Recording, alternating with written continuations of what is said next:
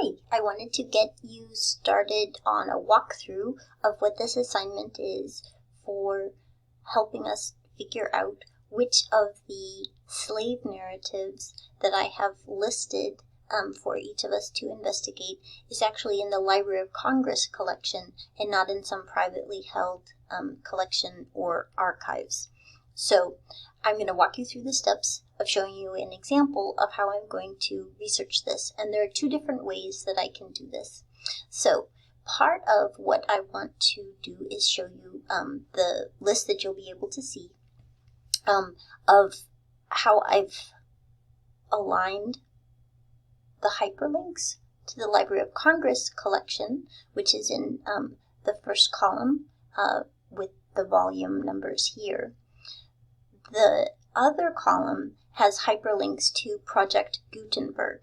So I wanted to show you the difference between how each of these collections appear so that you can decide for yourself which one you want to use. So I'm going to be using an example of some of the names from Texas.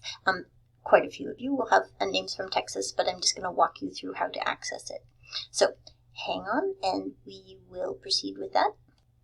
Each of you has a list of names that we will need to look up in an Excel spreadsheet, or I'll just provide you with the list and columns that approximate what the common file that we'll be using in.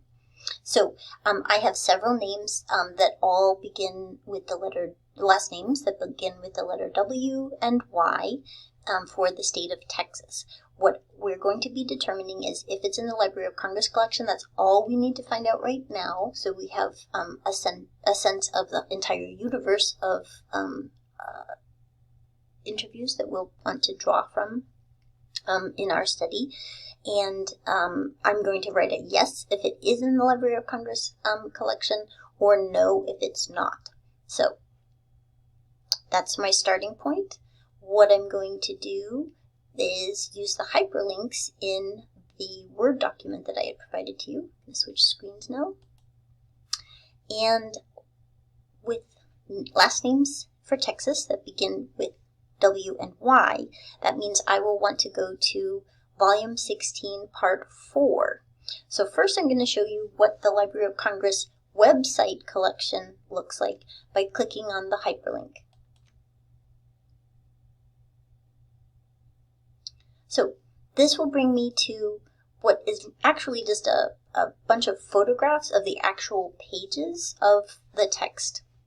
I can go in through here, and the reason why I'm offering an alternative is that sometimes internet connectivity can make it kind of slow, but if I want to view the images in sequence here, then I can expand my page, if it works, and what I'm actually going to be wanting to look at is this particular page because it has the names of all of the informants. That's all I'm looking for right now. So hopefully this will load for me. Oh, yes, very good. Okay, so what I'm looking for, I think I'm going to expand the page here, and then I'm going to have to go back and forth. So, I already recognize a couple of these names here. So I see Walton, Saul, Washington, Ella, Washington, Rosa. I remembered seeing quite a few of these, so I'm going to bounce back. I'm going to say, okay, Walton, Saul, Walton, Saul. Oh, that's in somebody else's list because I was typing up all of the names. Okay, let's look for Wash Wilson, shall we? All right, I'm going to pop back. Wash Wilson. What do you know? There he is. So what I'm going to do is I'm going to click over here, and I'm going to just put a yes. Next one is Willis Wynn.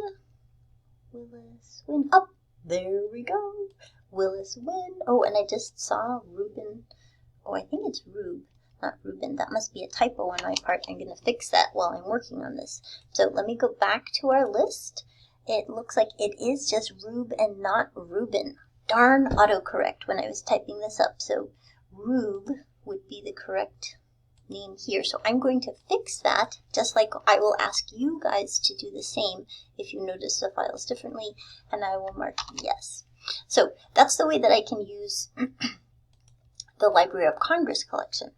Now I'm going to pop on over and show you how to use the Project Gutenberg. So Project Gutenberg, I'm going to go over here and I'm going to use this hot link to take me to the Project Gutenberg website. Now here, all of the text has been converted to digital format, so I can look at it as an HTML. I could, if I wanted to download it on my Kindle, I could get a PDF, but I'm right now, particularly because I'm just looking at this stuff, I'm just going to go to the hot link to look at it on the website. Now here I can scroll down. This is all transcriptions of what was what we just saw on the Library of Congress website. This makes it more manipulative for us, and this way I can look and see, oh, here are the names that I had just entered in right now. What's neat about this is once we start wanting to read them, or any of them, I can click on this and it'll take me right to, oh, wow, cool, photograph. But the other thing is if I'm trying to find something and I'm overlooking it, or let's say I wanted to see about Rube as opposed to Ruben, I could do a word search by going to my browser, go to find, let's say that I wanted to look up Wynn, and there's Willis Wynn right there. So I could copy and paste from my list here if I wanted to look at it, if I was trying to probe through something other than just names that I'm looking up here. So those are two different ways that you can do that. This link takes, again, for the Project Gutenberg, it takes you to this page here. What I wanted to do, my purpose in providing this as the link for you, is so that if you wanted to use it, get it as a PDF, so you didn't have to be online, or plain text, other formats for tech-minded kind of people that might be more useful for you. Just wanted to provide that alternative. And that's about it.